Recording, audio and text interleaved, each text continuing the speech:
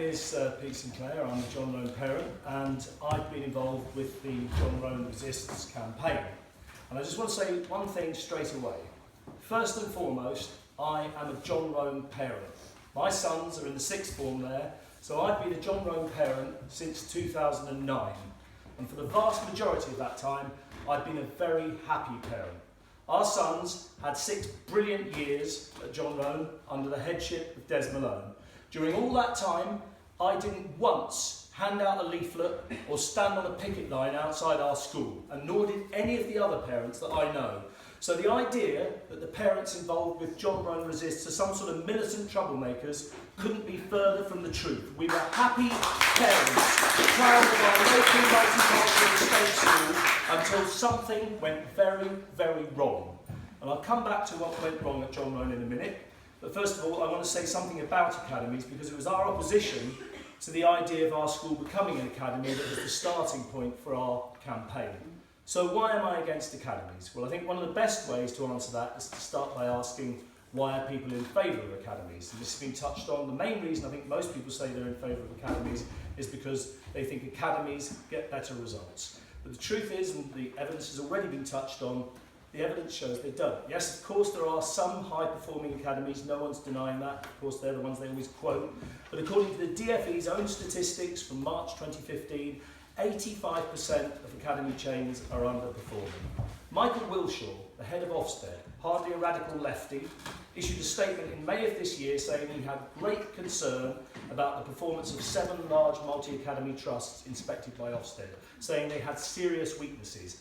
And in December of last year, data released by Ofsted showed that the school is 6 times as likely to remain inadequate if it becomes a sponsored academy. That's 6 times. Study after study shows there's no evidence to support the claim that academies necessarily produce better results. So who does do better under an academy school? Well, here are some very interesting figures. Start with Michael Wilshaw's study again. Ofsted found that the average pay of the 7 academy trusts chiefs was over £140,000 a year.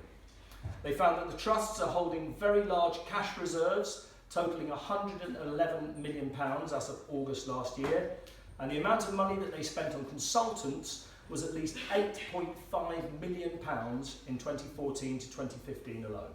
And then there's this from the Education Guardian. Woodard Academies Trust in London, described as a struggling small academy chain.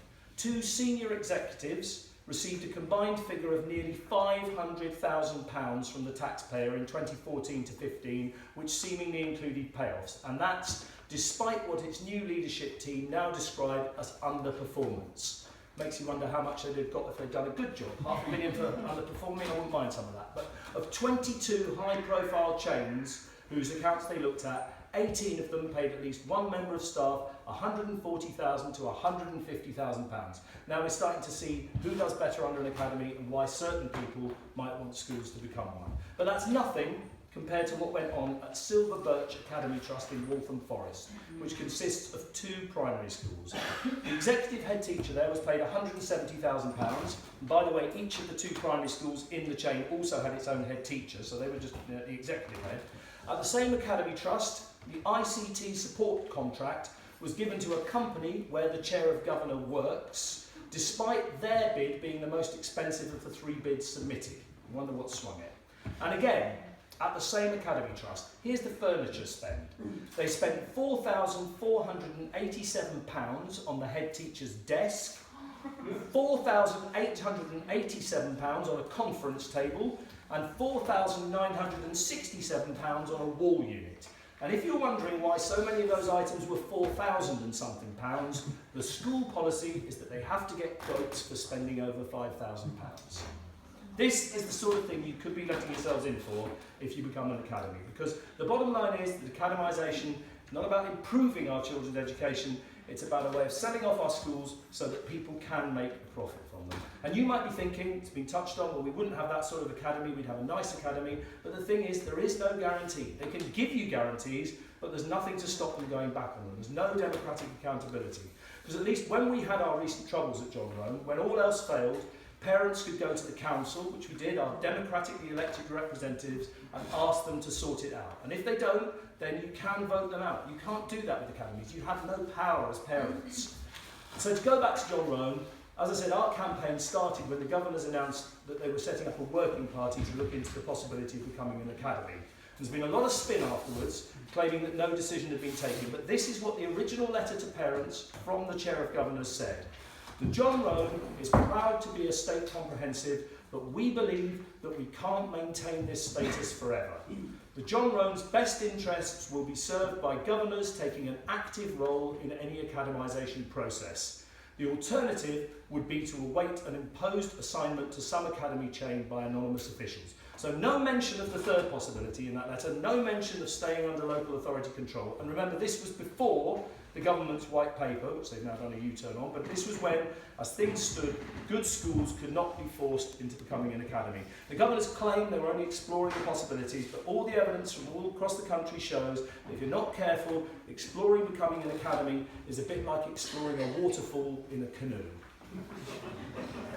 So a group of parents who were opposed to academies formed John Roan Resists, and together with teachers who were opposed to academisation, we won a guarantee that there would be no decision to academise for 6 months. And of course now, the Tories have backtracked, so we still very much hope that we can avoid becoming an academy when the time comes. Now there are other things which happened at John Roan, which I know you've heard about, and I won't go into that because this isn't about John Roan, this meeting. I'm very happy to talk to people after about it and explain exactly what did go on. As you probably know, our head has resigned due to ill health, but I want to finish on a positive note because the good news is we've now got a new head. We've got an interim head, and a group of us from John Roan Resist went and met her earlier this week. And this new head, Caroline Roberts, it seemed to us, has a very different approach to running a school. She wants to involve parents, to consult parents in an open and transparent way, with everyone being allowed access to the facts. And as parents, we want to work with her to do everything we can to turn John Roan back into what it should be, a school that we're proud of, a local community state school that gives every child the education they deserve.